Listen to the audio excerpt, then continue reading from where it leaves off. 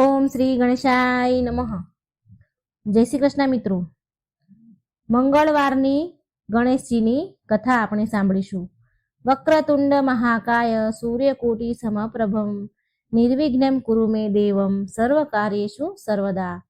મિત્રો, જે કોઈ શ્રી ગણેશની કથા, ચોથની કથા સાંભળે છે, ચોથનું વ્રત કથા કરે છે, તો એ ભક્તોના બધા જ કષ્ટ વિકટ દૂર થાય છે, બધી સમસ્યાનું સમાધાન થાય છે, ભયથી મુક્તિ મળે છે. ભગવાન ગણેશની કૃપાથી ઘરમાં સુખ સમૃદ્ધિ આવે છે. તો આજે હું સંભળાવી રહી છું ગણેશજીની કથા. આ વાર્તા બહુ શ્રદ્ધાથી મનથી સાંભળજો અને પૂરી સાંભળજો. ઓમ ગંગ ગણપતે નમઃ. પ્રિય ભક્તગણો, આ સંકટનાશક વ્રતને શ્રી ગણેશજીના કહેવા પર ખુદ આદિ શક્તિ માતા પાર્વતીએ આ વ્રત કર્યું હતું. તો આજે હું એ કથા તમને સંભળાવવા જઈ રહી છું, જેને સાંભળીને માતા પાર્વતી પ્રભાવિત થઈને સંકલ્પ તેમણે કર્યો હતો. ઓમ ગણાધિપતે નમઃ. એકવાર બધા જ ઋષિ મુનિઓ, ઋષિગણોએ ભગવાન સ્કંદને કહ્યું હતું કે હે ભગવાન, અમારા મનુષ્યના કલ્યાણ માટે કોઈ એવી વ્રત વિધિ અને કથા સંભળાવવા ઈચ્છીએ છીએ કે જે કરવાથી અને સાંભળવાથી વ્યક્તિનું કલ્યાણ થાય છે. એવી કોઈ કથા સંભળાવો. હે ભગવાન, દરિદ્રતા, શોક, કોઢ આદિથી વિકલાંગ, શત્રુઓથી હેરાન, રાજ્યથી નિષ્કાસિત થયેલા રાજા, સદાય દુઃખી રહેવા વાળા લોકો, ધનહીન, બધા જ ઉપદ્રવથી પીડિત, સંતાનહીન, વિદ્યાહીન, ઘરથી નીકાળેલા, રોગી અને પોતાના કલ્યાણ માટેની કામના કરવા વાળા લોકોને શું ઉપાય કરવો જોઈએ અને એમનું કલ્યાણ થાય અને એના ઉપરાંત તેના કષ્ટોનું નિવારણ થાય, એવો તમે કોઈ ઉપાય જણાવો, એ કહો.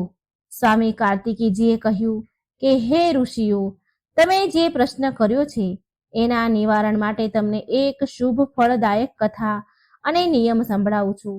આ વ્રત કરવાથી પૃથ્વીના સમસ્ત પ્રાણી સંકટોથી મુક્ત થઈ જાય છે. આ વ્રત રાજ મહાપુણ્યકારી અને વ્યક્તિને સફળતા આપનારું છે. જો આ વ્રત મહિલાઓ કરે અને તેને સંતાન તથા સૌભાગ્યની વૃદ્ધિ આપનાર છે. આ વ્રત ધર્મરાજ યુધિષ્ઠિરે કર્યું હતું.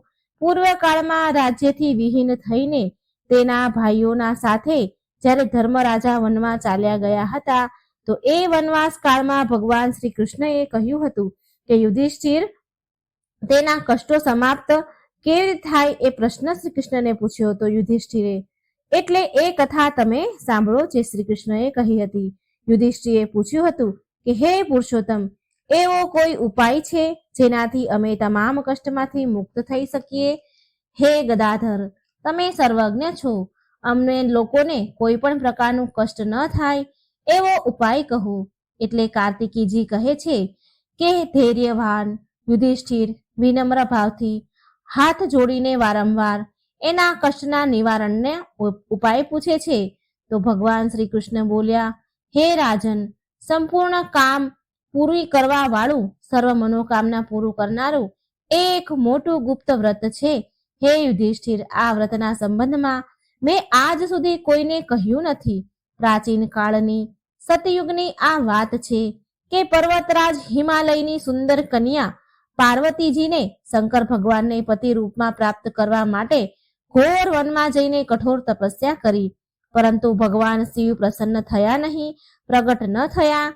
ત્યારે શૈલપુત્રી પાર્વતીજીએ આદિ કાળથી વિદ્યમાન શ્રી ગણેશનું સ્મરણ કર્યું. ગણેશજીને એ જ ક્ષણે પ્રગટ થયેલા જોઈને મા પાર્વતીજીએ પૂછ્યું કે મેં કઠોર, દુર્લભ અને લોમહર્ષક તપસ્યા કરી, પરંતુ મારા પ્રિય ભગવાન શિવને પ્રાપ્ત ન કરી શકી હું. હે કષ્ટ વિનાશક દિવ્ય વ્રત નારદજીએ કહ્યું હતું, તમારું જ વ્રત છે, એ જ પ્રાચીન વ્રત તમે મને કહો.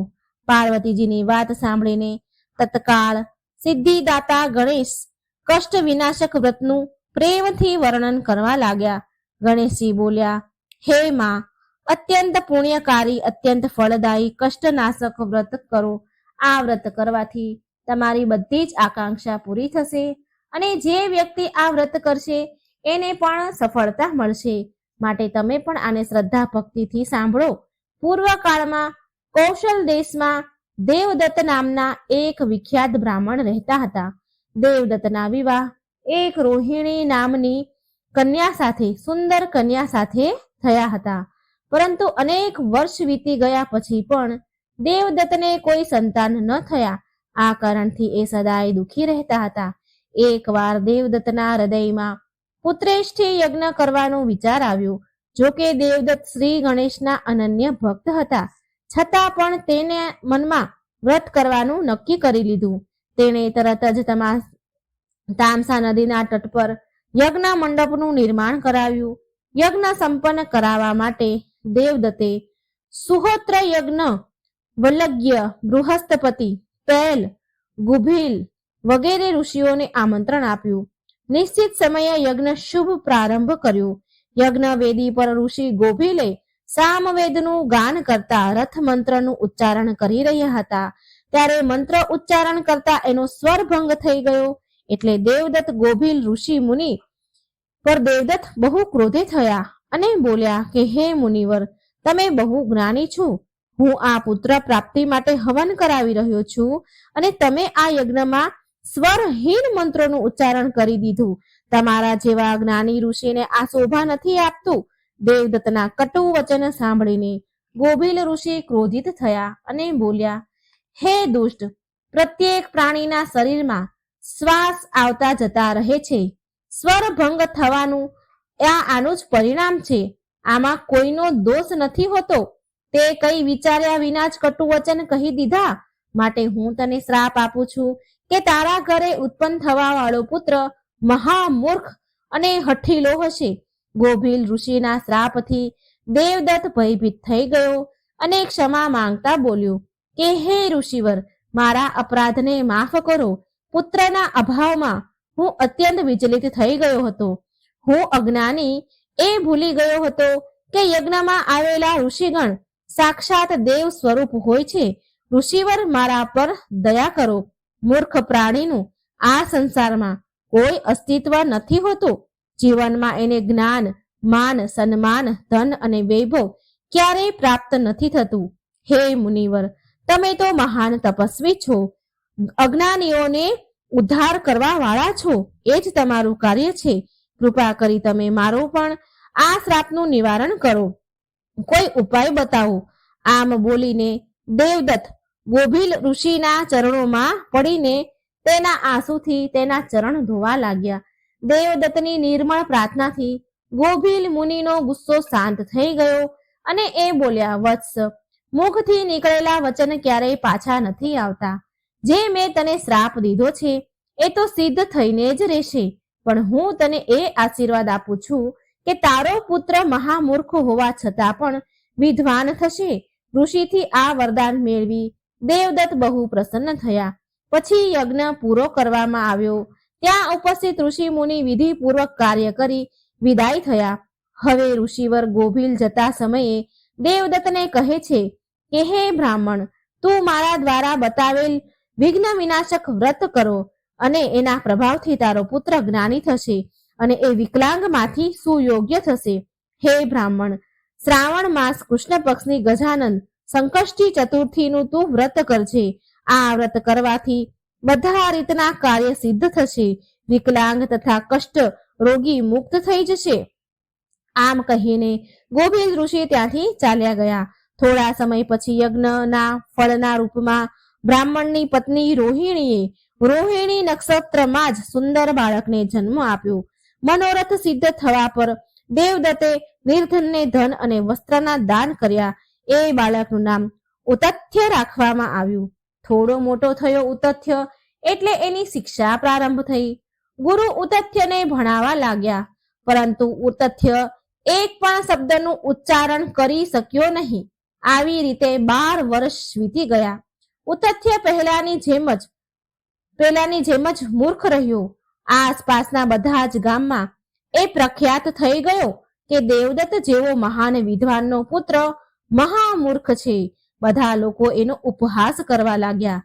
આનાથી ઉતથ્યના મનમાં વૈરાગ્ય ઉત્પન્ન થઈ ગયું અને એ બધું જ ત્યાગીને વનમાં ચાલ્યો ગયો.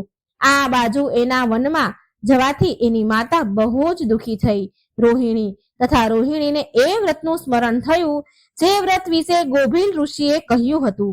હવે રોહિણીએ ગજાનન સંકટ ચોથનું વ્રત વિધિપૂર્વક વ્રત કર્યું અને એના પુત્રને લાંબી ઉંમર તથા સ્વસ્થ થવાની કામના કરવા લાગી. આ બાજુ વનમાં ઉતથ્યએ ગંગાજીના તટ પર નજીક પર્ણકુટી બનાવી અને કંદમૂળ ખાઈને બ્રહ્મચર્યનું પાલન કરવા લાગ્યો. એણે એ નિયમ લીધો હતો કે એ ક્યારેય ખોટું નહીં બોલે, અસત્ય નહીં બોલે, સત્ય વ્રતનું પાલન કરશે. ઉતથ્યએ 14 વર્ષ વિતાવી દીધા સત્યવ્રતનું પાલન કરતા. આ 14 વર્ષમાં એણે ન કોઈ ઉપવાસ કર્યા કે ન કોઈ મંત્ર જાપ કર્યા અથવા તો ન કોઈ વિદ્યા પ્રાપ્ત કરી, પરંતુ આ વાત ચારે બાજુ ફેલાઈ ગઈ કે ઋષિ મુનિ ઉતથ્ય સત્યવ્રતનું પાલન કરે છે. એમના મુખથી નીકળેલ વાણી મિથ્યા થતી નથી. આથી એમનું નામ ઉતથ્યની જગ્યાએ સત્યવ્રત પડી ગયું અને ત્યારથી જ ત્યાં એકવાર એક શિકારી શિકાર રમવા આવ્યો. શિકાર રમવાના ઉદ્દેશથી વનમાં આવ્યો. વનમાં ફરતા ફરતા એની નજર એક વરાહ એટલે કે સુવર પર પડી તો શિકારીએ બાણ ચલાવીને વરાહને ઘાયલ કરી દીધું. બાણ વાગવાથી વરાહ ભયભીત થઈને એના પ્રાણ બચાવવા માટે ઉતથ્યની કુટિયાની નજીક ઝાડીઓમાં છુપાઈ ગયું. ઘાયલ વરાહને જોઈને ઉતથ્યનું હૃદય દયાથી ભરાઈ ગયું. એના ફળ સ્વરૂપ તેના મુખથી અઈ શબ્દનું ઉચ્ચારણ થયું. ઉતથ્યએ આ શાશ્વત બીજ મંત્ર ન ક્યારે સાંભળ્યો હતો કે ન ક્યારે એનું ઉચ્ચારણ કર્યું હતું. આ અઈ બીજ મંત્ર અજાણતા જ એના મુખેથી નીકળી ગયું. આ બીજ મંત્રના ઉચ્ચારણ માત્રથી ભગવતી જગદંબા પ્રસન્ન થઈ ગયા અને તેમણે માએ ઉતથ્યને દુર્લભ વિદ્યા પ્રદાન કરી તથા શ્રી ગણેશ અને મા જગદંબાની કૃપાથી મૂર્ખ ઉતથ્ય પળભરમાં બધી જ વિદ્યાનો જ્ઞાતા થઈ ગયો. ત્યારે વરાહનો પીછો કરતા એ શિકારી ત્યાં આવી ગયો. શિકારીએ જોયું કે સામે ઉતથ્ય ઋષિ મુનિ આસન પર બેઠા છે. શિકારીએ માથું ઝુકાવીને ઉતથ્ય મુનિને પ્રણામ કર્યા અને તેને વરાહ વિશે પૂછ્યું. ઉતથ્ય તો ધર્મ સંકટમાં ફસાઈ ગયા. તેણે વિચાર્યું કે જો હું સાચું કહીશ તો શિકારી વરાહને મારી નાખશે અને જો હું અસત્ય બોલીશ તો મારું અસત્ય વ્રત તૂટી જશે. અંતમાં જ્ઞાની ઉતથ્ય બોલ્યા કે હે વ્યાત, મેં જે આંખોથી જોયું છે એ બોલી નથી શકતી અને જીભા બોલી શકે છે તો એને વરાહને જોયો નથી, માટે હું તારા પ્રશ્નનો ઉત્તર કયા પ્રકારે આપું? ઉતથ્યની વાત સાંભળીને શિકારી નિરાશ થઈને ત્યાંથી ચાલ્યો ગયો. ભગવતી જગદંબાની કૃપા દ્રષ્ટિ પડવાથી ઉતથ્ય વાલ્મીકીની સમાન એક મહાન કવિ અને વિદ્વાન બની ગયા. એની બુદ્ધિમત્તા ચારેય બાજુ ફેલાઈ ગઈ. યજ્ઞ અને અન્ય ધાર્મિક ઉત્સવમાં એનો યશ ગુણગાન ગાવામાં આવતા. એની કીર્તિ સાંભળી એના પિતા દેવદત્ત વનમાં ગયા અને તેને મનાવીને ઘરે પાછો લાવ્યા. શ્રાવણ માસની કૃષ્ણ પક્ષની ચતુર્થીના દિવસે ગજાનન ગણેશ ચતુર્થીનું વ્રત રાખ્યું અને ગણેશ ભગવાનની કૃપાથી મૂર્ખ ઉતથ્યને જ્ઞાન, માન, સન્માન અને વૈભવની પ્રાપ્તિ થઈ. આગળ ભગવાન શ્રી ગણેશ માતા પાર્વતીને કહે છે કે હે દેવી, આ મહાન વ્રત કરવાથી તમારી બધી આકાંક્ષા પૂરી થશે માં, અને જે વ્યક્તિ આ વ્રતને કરશે એને પણ સફળતા મળશે. ચતુર્થીની રાત્રિએ ચંદ્રોદય થાય એટલે પૂજા કરવી જોઈએ. એ દિવસે મનમાં સંકલ્પ કરવો કે જે દિવસે ચંદ્રોદય નહીં થાય ત્યાં સુધી હું નિરાહાર વ્રત રાખીશ. પહેલા ગણેશ પૂજા કરીશ અને પછી જ ભોજન કરીશ, આવો નિર્ણય લેવો જોઈએ. ત્યાર પછી સફેદ તલથી જળથી સ્નાન કરવું, મારું પૂજન કરવું. જો સામર્થ્ય હોય તો પ્રતિ માસ સુવર્ણની મૂર્તિનું પૂજન કરવું. પોતાની શક્તિ અનુસાર સોના, ચાંદી, તાંબુ અથવા માટીના કળશમાં જળ ભરીને એના ઉપર શ્રી ગણેશની મૂર્તિ સ્થાપિત કરવી. મૂર્તિ કળશ પર વસ્ત્ર પાથરીને એમાં અષ્ટદળ કમળની આકૃતિ બનાવી ત્યાર પછી વિધિ વિધાનથી ભક્તિપૂર્વક પૂજા કરવી. મૂર્તિમાં ધ્યાન ધરીને કહો કે હે લંબોદર, 4 ભુજાવાળા, ત્રિનેત્રવાળા, લાલ રંગવાળા, હે નીલ વર્ણવાળા, સૌભાગ્યના ભંડાર, પ્રસન્ન મુખવાળા ગણેશજી, હું તમારું ધ્યાન કરું છું. હે ગજાનંદ, હું તમારું આહ્વાન કરું છું. હે વિઘ્નરાજ, હું તમને પ્રણામ કરું છું, તમને પ્રણામ કરું છું. આ આસન છે તમારું. હે લંબોદર, આ તમારા માટે છે. હે શંકર સુવન, આ તમારા માટે અર્ધ્ય છે, આ તમારા માટે છે. હે ઉમાપુત્ર, આ તમારા માટે સ્નાન માટે જળ છે, એ તમારા માટે છે. હે વક્રતુંડ, આ તમારા માટે આજમનનું જળ છે. હે સુપકર્ણ, આ તમારા માટે વસ્ત્ર છે. હે શોભિલ, આ તમારા માટે યજ્ઞો પવિત્ર છે. હે ગણેશ્વર, આ તમારા માટે રોલી ચંદન છે. હે વિધિ વિનાશક, આ તમારા માટે, હે વિઘ્ન વિનાશક, તમારા માટે ફૂલ છે. હે પ્રભુ, આ તમારા માટે ધૂપ છે. હે વામન, આ તમારા માટે દીવો છે. હે સર્વદેવ, આ તમારા માટે લાડુનું નિવેદન છે. હે નિવેદ છે. હે દેવ, આ તમારા માટે ફળ છે. હે વિઘ્નહર્તા, આ તમારા માટે મારા પ્રણામ છે. પ્રણામ કર્યા બાદ ક્ષમા પ્રાર્થના કરો. આમ સર્વ ઉત્તમ વિધિથી પૂજા કરી વિવિધ પ્રસાદ બનાવી ભગવાનને ભોગ લગાવો.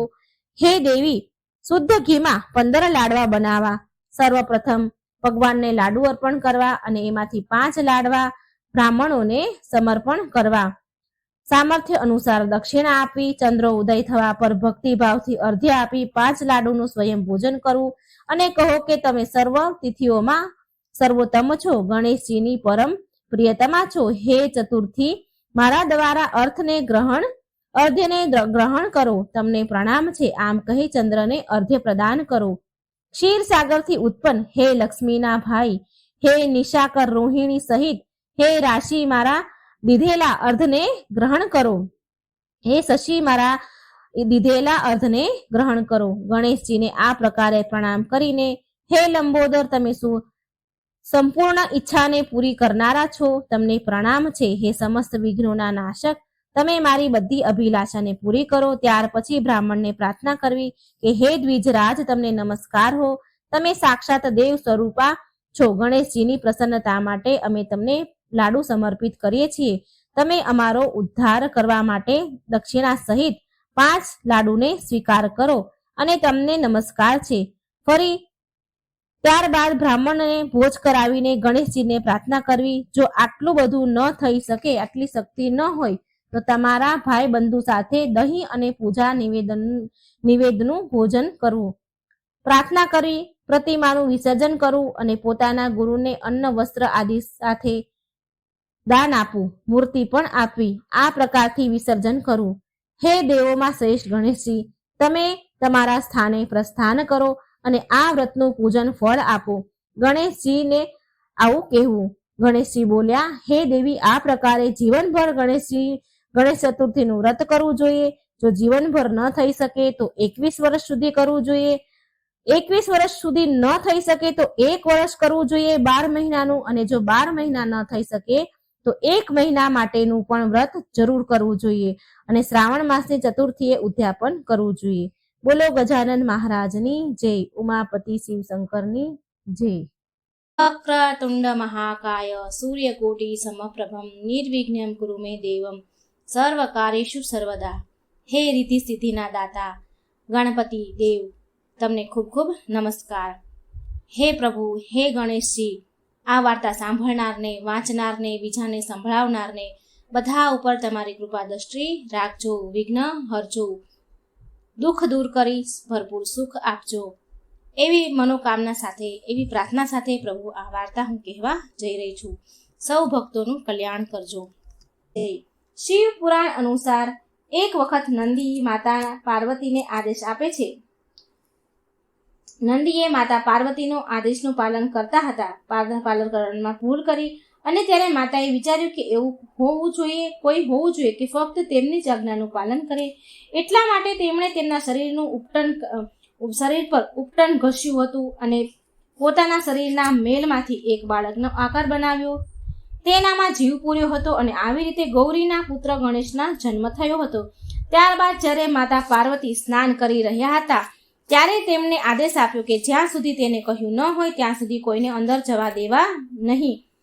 ત્યારથી એ બાળક બહાર ચોંકી કરવા લાગ્યા. આ સમય દરમિયાન જ્યારે શિવના ગણ આવ્યા ત્યારે બાળકે કોઈને અંદર જવા દીધા નહીં. એટલે ત્યારે ભગવાન શિવ સ્વયં ત્યાં પહોંચ્યા પરંતુ બાળકે તેમણે પણ અંદર જવા દીધા નહીં અને ભગવાન શિવને રોક્યા, કેમ કે તે બાળકને જાણ ન હતી કે ભગવાન શિવ જ તેમના પિતા છે અને ભગવાન શિવને પણ જાણ ન હતી કે એ બાળક પાર્વતીજીએ જ ઉત્પન્ન કર્યો છે.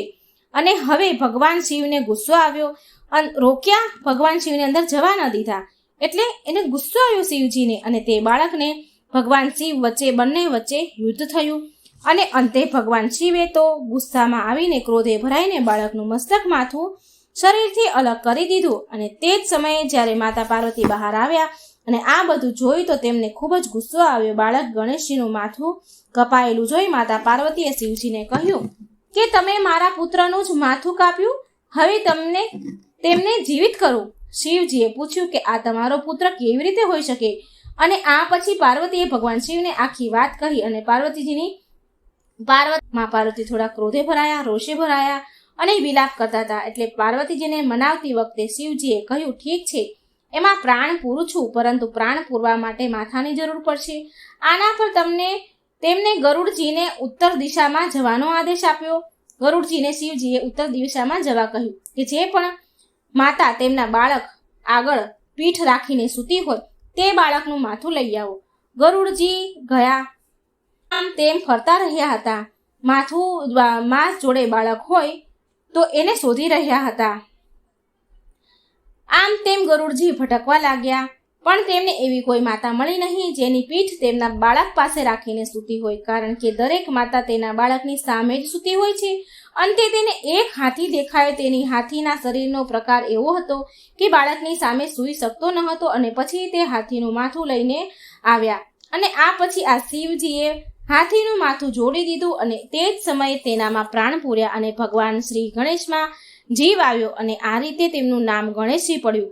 અને ત્યાર પછી દરેક દેવી દેવતા ભગવાન શ્રી ગણેશને આશીર્વાદ આપ્યા અને એટલામાં જ તેઓ સર્વપ્રથમ પૂજનીય બન્યા છે. કોઈ પણ કાર્યની શરૂઆતમાં ભગવાન શ્રી ગણેશની પ્રાર્થના પૂજા કરવામાં આવે છે અને ત્યાર પછી જ આપણું કોઈ પણ કાર્ય હોય છે, પૂજા હોય છે, એ કરવામાં આવે છે. આ રીતે આ વિનાયક ચતુર્થીની કથા હતી, જે ગણેશજીની બીજી કથા.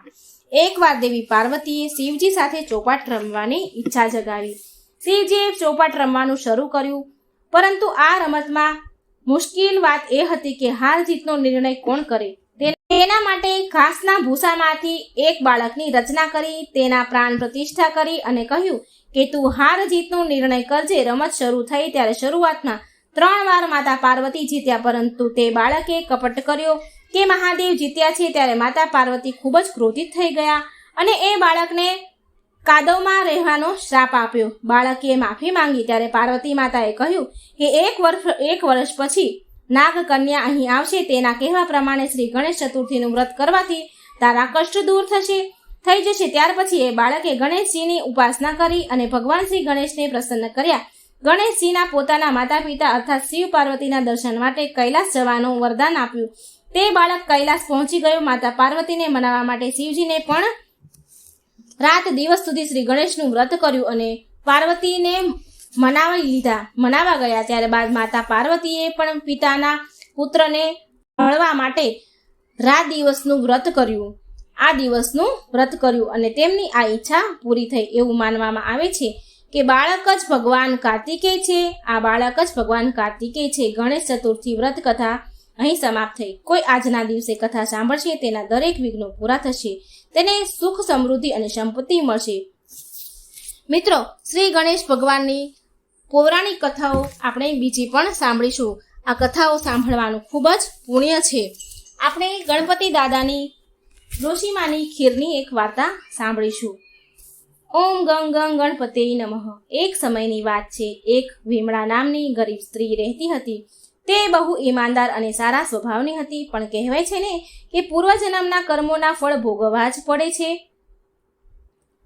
તે ગરીબ સ્ત્રીના જીવનમાં બહુ અપાર દુઃખ હતા. તે સ્ત્રીનો પતિ હંમેશા બીમાર રહેતો હતો.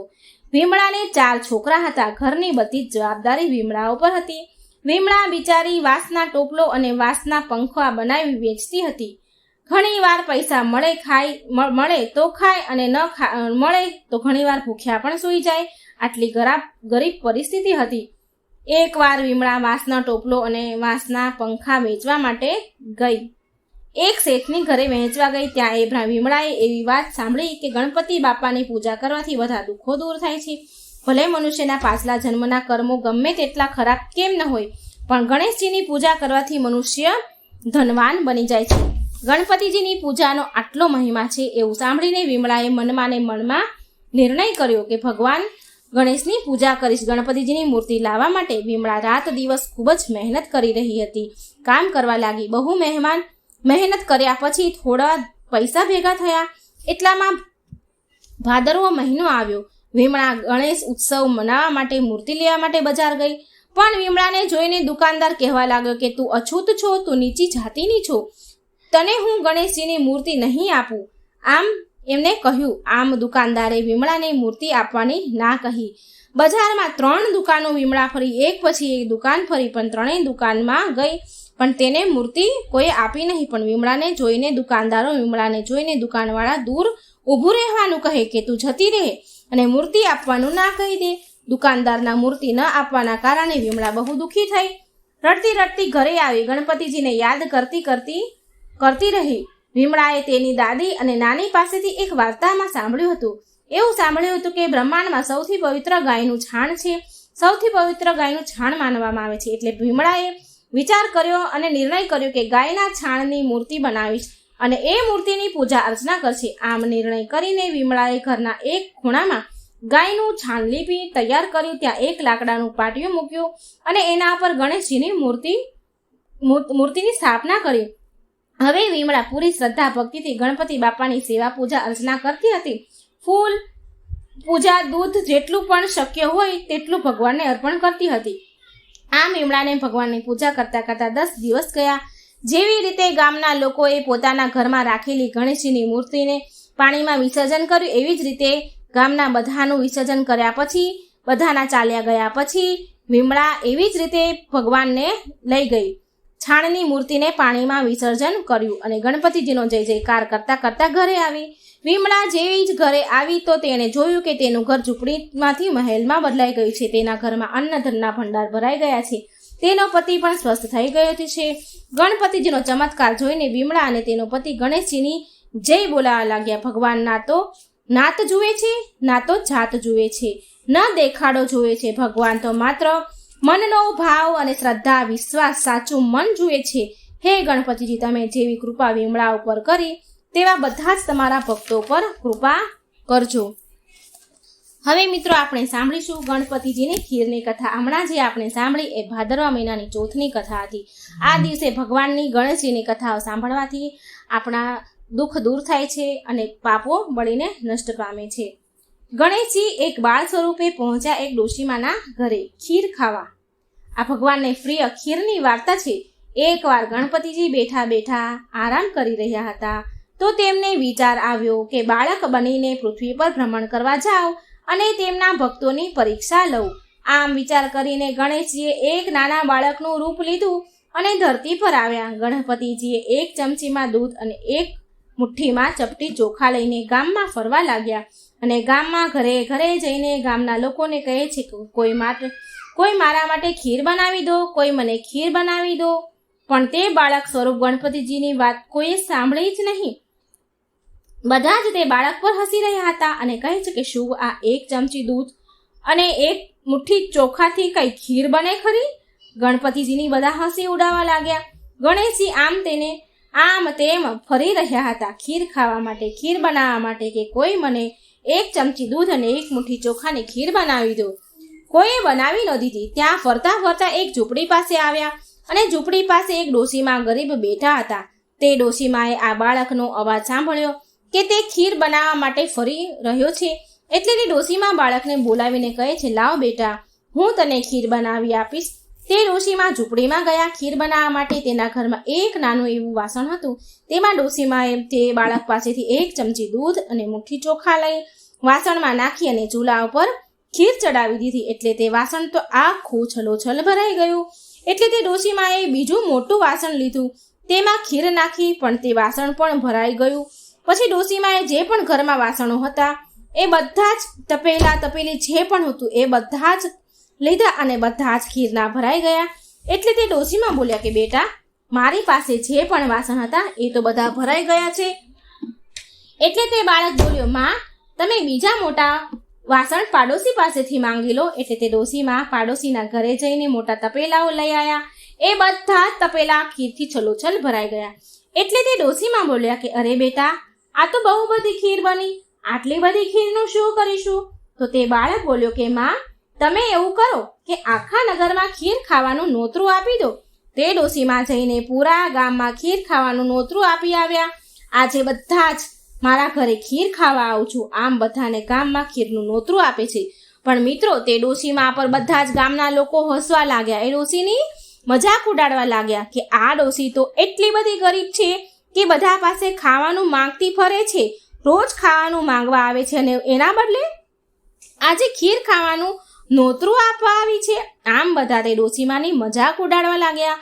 અને ઘણા લોકો તો બોલ્યા કે ચાલો તેને મજાક ઉડાડવા, ચાલો તેના ઘરે ખીર ખાવા જઈએ. તે શું ખીર ખવડાવવાની હતી? આપણે ઘરેથી જમીને જઈશું, નહીં તો ભૂખ્યું જ રહેવું પડશે. તો ઘણા લોકો કહે છે કે અરે, ખાવાનું તો ઘરે આવીને પણ ખાઈ લઈશું. આજે તો આપણે જોઈએ કે આ ડોશી કેવી ખીર ખવડાવે છે આપણને. જેવી જ તે વૃદ્ધ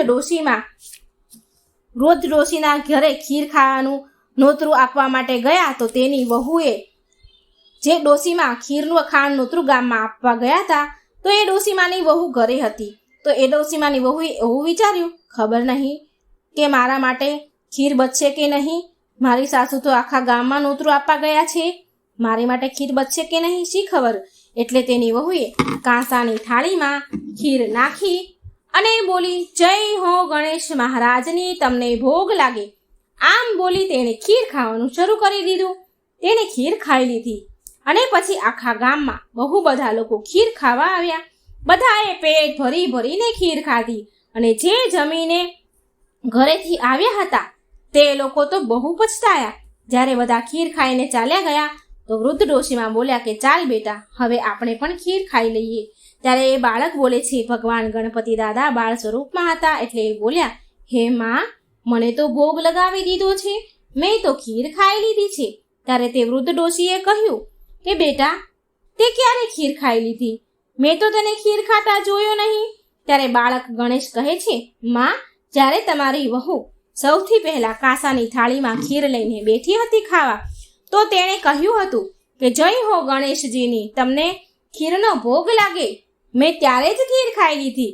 ત્યારે તે વૃદ્ધ ડોશી બોલ્યા કે બેટા, તું ગણેશજી છો? ત્યારે તે બાળક બોલે છે, હા માં, હું ગણેશ જ છું. આ સાંભળીને વૃદ્ધ ડોશીમાં તો બહુ ખુશ થયા. ગણેશજીએ તેને ખૂબ આશીર્વાદ આપ્યા અને તેને ત્યાંથી જતા જતા ગણેશજીએ તેની ઝૂંપડી ઉપર પાટું મારતા ગયા અને એનાથી તેને ત્યાં એક મોટો મહેલ બની ગયો. નોકર ચાકર આવી ગયા, ધન અન્નના ભંડાર ભરાઈ ગયા. હે ગણપતિ દાદા, જેવા તમે તે વૃદ્ધ ડોશીમા ઉપર કૃપા કરી તેવી તમારા બધા જ ભક્તો ઉપર, તમારી કથા સાંભળનાર, વાર્તા સાંભળનાર પર બધા જ પર કૃપા કરજો. વિઘ્ન હરજો, સંકટ દૂર કરજો, સુખ આપજો. ગણપતિ મહારાજ શંકર ભગવાન અને મા પાર્વતીના પુત્ર કાર્તિક સ્વામીના ભાઈ છે. ઉંદરનું વાહન છે રિદ્ધિ સિદ્ધિ, તેમને વરેલી છે. કોઈ પણ સારો પ્રસંગ હોય, ધાર્મિક પ્રસંગ હોય તો ગણપતિ મહારાજની પહેલી પૂજા કરવી પડે. રીજે તો લાડુ આપે અને ખીજે તો સૂંઢ ફટકારે. આવા આ ગણપતિ મહારાજ સર્વ દેવોમાં આ એક જ દેવ આવા કે પોતાના હાથમાં શસ્ત્ર રાખે નહીં પરંતુ લાડુ રાખે. એક દિવસ ગણપતિજી દેવલોકમાં કૈલાસ જતા હતા. એવામાં જ્યાં ચંદ્રની પાસેથી નીકળ્યા કે ચંદ્ર ગણેશજીનું આવું સ્વરૂપ જોઈને ખી ખી ખી હસવા લાગ્યા અને બોલ્યા, વાહ ભાઈ વાહ, મોટું પેટ અને લાંબી સૂંઢ. આમ ચંદ્ર મશ્કરીમાં બોલ્યા અને ફરીથી હસવા લાગ્યા. પરંતુ ગણપતિ મહારાજ કંઈ બોલ્યા નહીં અને આગળ ચાલવા લાગ્યા. ત્યાં તો પેલો ચંદ્ર ફરીથી મશ્કરી કરવા લાગ્યા અને હસવા લાગ્યા અને બોલ્યા, એ દુંદાળા દેવ, આમ ઉંદરની સવારીએ ઠચુક જાઓ છો, તે ક્યારે કૈલાસ ઉપર પહોંચશો? લ્યો કોઈ ઝડપી વાહન આપો. ગણપતિજી આ વખત પણ શાંત રહ્યા. ટીખળીએ ચડેલા ચંદ્ર પોતાના વિવેક ચૂકી ગયા. વાણી કડવી વખ જેવી થઈ અને બુદ્ધિહીન થઈને બોલ્યા, બહાર તો આવા દેખાવ છો એ તો જાણ્યું, પરંતુ બોલતા પણ નથી. તે શું મૂંગા પણ છો તમે? આટલું સાંભળતા જ ગણપતિજીની આંખો તો લાલચોળ થઈ ગઈ. એમને થયું હવે હદ થાય છે. આ ચંદ્ર પોતાના રૂપમાં અભિમાનમાં છકેલો, હવે તેને શિક્ષા કરવી જ પડશે. આમ વિચારી ગણપતિજી મહારાજ ક્રોધે ભરાઈને બોલ્યા, હે ચંદ્ર, તું તારા રૂપના અભિમાનમાં છકેલો છું, પણ યાદ રાખ, મારો તને શ્રાપ છે કે આજે ભાદરવા સુદ ચોથના દિવસે ત્રણેય લોકમાં વસનારા સર્વ કોઈ તારી સામે નહીં જુએ, અને કદાચ જોશે તો તે મહા મુશ્કેલીમાં આવી પડશે. સાપ સાંભળતા ચંદ્રનો ગર્વ ઓગળી ગયો. તેને થયું, અરર, આ તો મારાથી અવિવેક થઈ ગયો.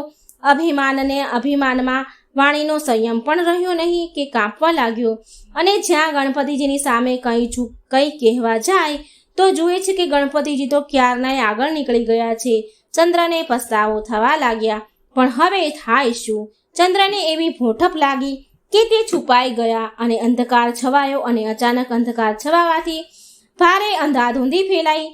દેવો પણ ગભરાયા અને તેઓ ભેગા થઈને ભગવાન પાસે ગયા કે મહારાજ ચંદ્રના શાપનું નિવારણ કહો. ભગવાન કહે છે, દેવતાઓ સાંભળો, આ તો ગણેશજીનો શ્રાપ છે, માટે તેમના સિવાય શાપનું નિવારણ કોઈ બતાવી શકે નહીં. માટે આપ સર્વ ગણપતિજી પાસે જાઓ. વળી ગણપતિજી તમારા ઉપર ખુશ થાય તેવો રસ્તો પણ હું બતાવું છું, તે સાંભળો.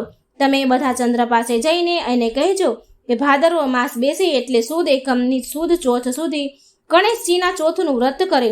અને એ વ્રતની વિધિ આ પ્રમાણે છે. સૌ પ્રથમ ગણપતિજીની સોનાની મૂર્તિ બનાવવાની. જો સોનાની ન બનાવો તો સ્થિતિ પ્રમાણે કોઈ પણ ધાતુની બનાવવાની. અને એ પણ શક્ય ન હોય તો ગણપતિજીની છબી લેવી.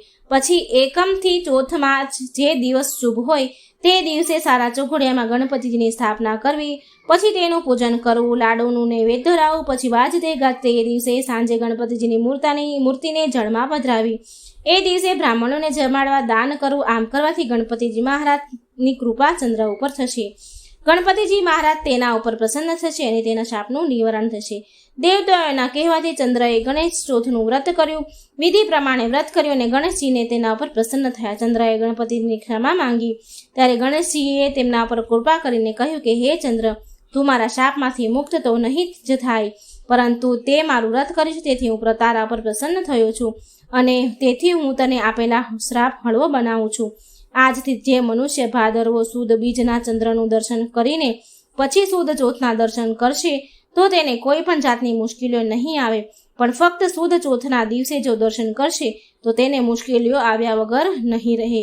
અને આજ પછી ભાદરવા સુદ ચોથના દિવસે વિધિપૂર્વક જે કોઈ મારું વ્રત કરશે તેના ઉપર હું પ્રસન્ન રહીશ અને તેના સંકટનું નિવારણ કરીશ. હે ગણપતિ મહારાજ, આપનું વ્રત કરનારને, સાંભળનારને, કથા સાંભળનારને આપ જેવા ફળ્યા તેવા સૌને ફળજો. બોલો ગણપતિ દાદા મહારાજની જય. ગજાનંદ ગણપતિની જય. જય શ્રી ગણેશ.